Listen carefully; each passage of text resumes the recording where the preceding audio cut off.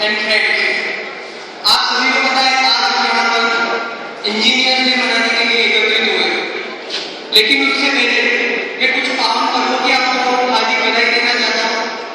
सबसे पहले अभी गणेश चतुर्थी का समापन हो गया है, तो आप सभी को गणेश चतुर्थी की बधाई हो। उसके बाद आज पर्यूषण पर्व भी समाप्त हुए हैं, तो मेरी तरफ से आप सभी को पर्यूषण पर्व की भी हार्दिक शुभकामनाएं इच्छा व्यक्त करना। आज अभी कल ही हमारा ओणम दिन मनाया, तो ओणम की भी आप सभी को हार्दिक बधाई हो। और शायद आप कुछ लोगों को पता हो कि हमारे देश में हर साल 14 सितंबर से 28 सितंबर तक हिंदी पखवाड़ा मनाया जाता है, जिसमें शुद्ध हिंदी यूज की जाती है। तो आप सभी को हिंदी दिवस की भी बधाई हो। अब हम इंजीनियर डे पर आते हैं। हर साल 15 सितंबर को भारत रत्न मोक्ष कुंडम विश्वेश्वरैया के जन्मदिवस पर इंजीनियर डे का एक प्रोग्राम करते हैं, इंजीनियर डे मनाते हैं। भारत रत्न मोक्ष कुंडम विश्वेश्वरैया भारत के सबसे पहले अभियंता थे, सबसे पहले इंजीनियर। इनका जन्म कर्नाटक के कोलार जिले में 1860 में हुआ था। इन्होंने अपनी प्रारंभिक शिक्षा अपने जन्म स्थान से ही करी और इसके बाद उन्होंने अगली उच्च शिक्षा बेंगलोर के साइंस कॉलेज से करी। इन्होंने 1880 में बीए पास किया।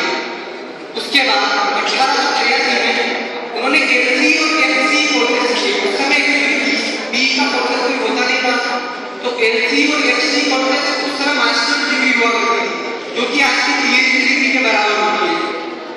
तो उन्होंने 1883 में एलसी और एफसी कोर्सेज करके इंजीनियर्स की उपाधि पुणे साइंस कॉलेज से प्राप्त करी। उसके बाद इंजीनियर्स कॉलेजेस का चलन इतना बढ़ा है कि आज हमारे देश में 15,000 प्लस इंजीनियरिंग कॉलेज हो चुके हैं। लेकिन हम खुशकिस्मत हैं कि हमारा कॉलेज 84th रैंक पर है, 15,000 प्लस कॉलेज होते हैं, मीन्स टॉप 100।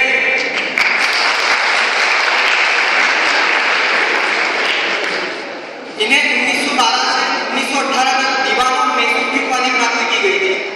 उसके बाद 1955 में इन्हें भारत का उभरता हुआ इंजीनियर देखकर इन्हें भारत का सर्वोच्च नागरिक सम्मान दिया गया। इन्होंने आर्किटेक्ट के तौर पर कई सारे कार्य किए, कई सारे ब्रिज बनाए, कई सारे नहर, डैम और कई सारे सिविल इंजीनियरिंग से रिलेटेड वर्क किए। अगर इनके कार्य की ग्रेड नहीं की जाए तो एंडलेस है, लेकिन फिर भी मैं आपको कुछ उनके मेन कार्य गिनाना चाहूँगा।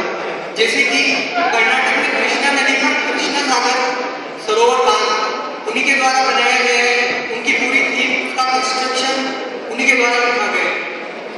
उसके बाद उसके स्टील गेट का उन्होंने अच्छा सा प्लान किया था, जिसके अनुसार बांध से निकलने वाला वेस्टेज पानी जो है वो वेस्ट ना हो और उसका भी किसी तरह सदुपयोग हो पाए।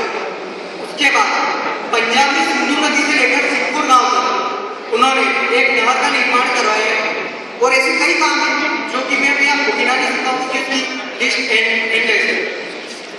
ये 33 कंपनियों के चेयरमैन रह चुके, 138 कंपनियों के मेंबर। इतनी बड़ी बात होती है, 33 कंपनियों का चेयरमैन बना और 138 कंपनियों के मेंबर। उसके बाद